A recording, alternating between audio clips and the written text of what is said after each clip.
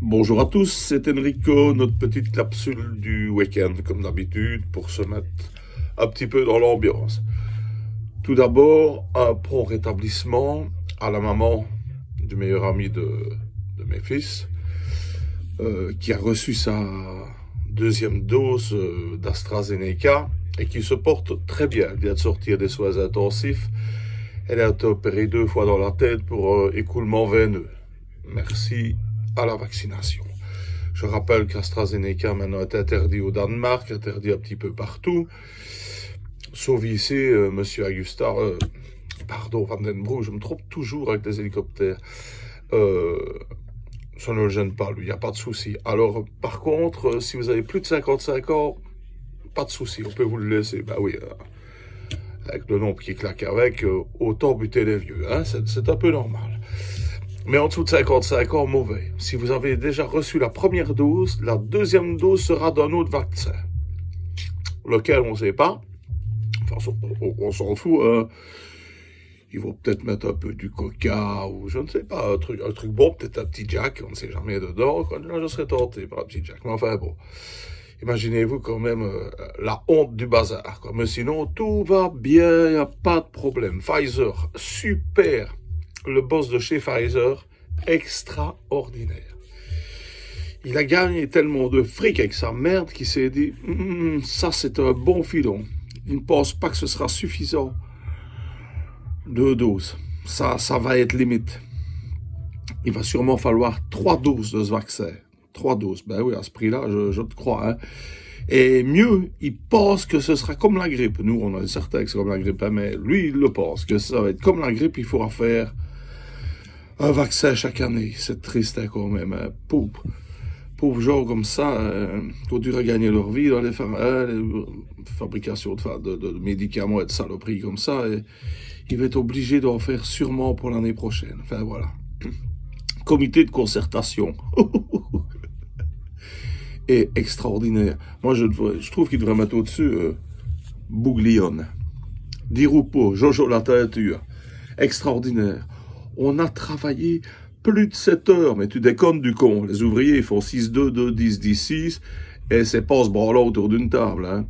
Eux, ils bossent vraiment. Ils ne sortent pas des conneries dans le style. Vous pouvez recevoir maintenant 2 personnes. 2 personnes, c'est nickel. Donc, si tu invites ton beau-frère, tu t'imagines, ta belle-sœur va pouvoir venir avec. Wow. Ça, c'est génial. On va supprimer le couvre-feu. Ça, quand même, c'est bien. Mais attention, à partir de minuit, le virus n'est plus en congé. Hein. Il repart. Donc, à partir de minuit, les 10 personnes, c'est fini. Hein. On retombe à 3 personnes, je crois. Hein.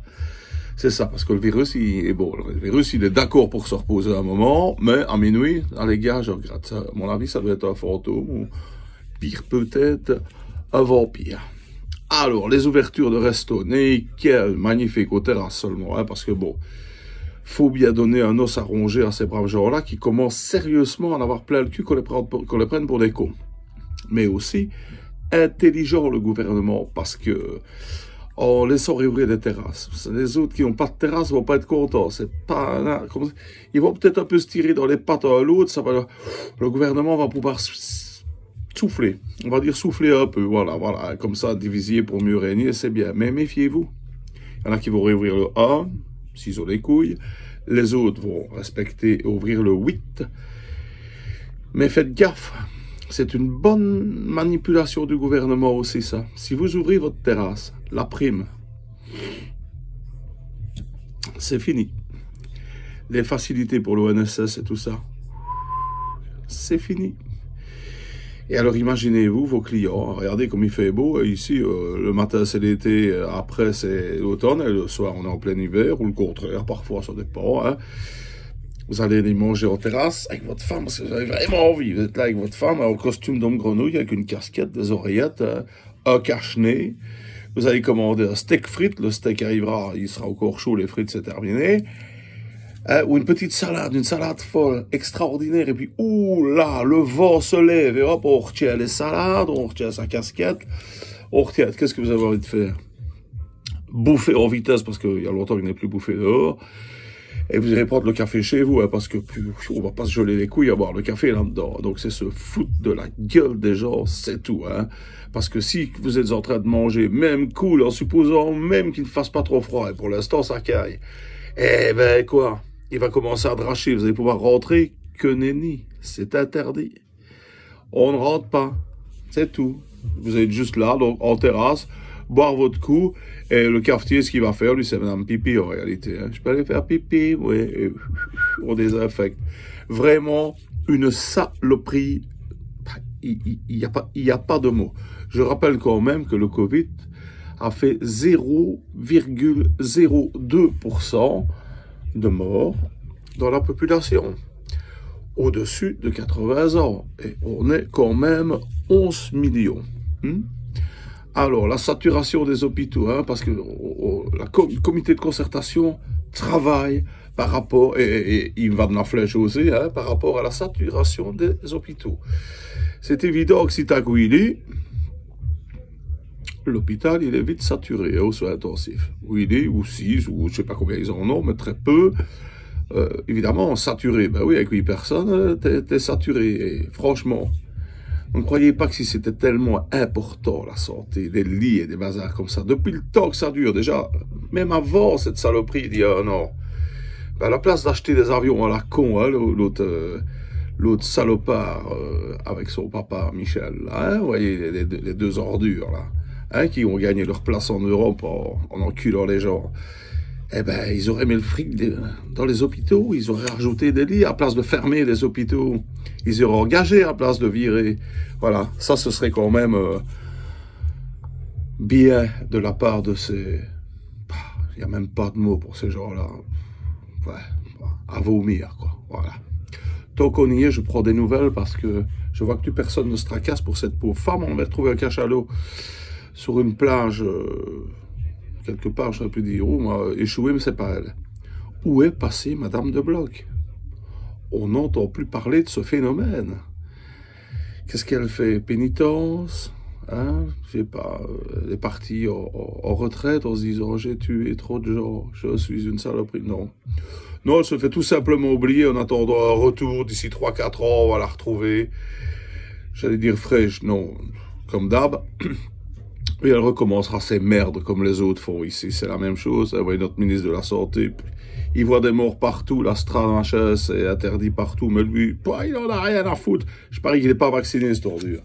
J'en suis certain. Moi, de toute façon, j'ai reçu. Pourtant, j'avais envoyé un mail à ma mutuelle, à ma maison médicale, interdisant de donner mes dossiers médicaux, c'est privé, en vue de vaccination. Ben, j'ai quand même reçu le papier. J'avais pas pensé, je suis handicapé. C'est la VIC qui m'a envoyé le papier.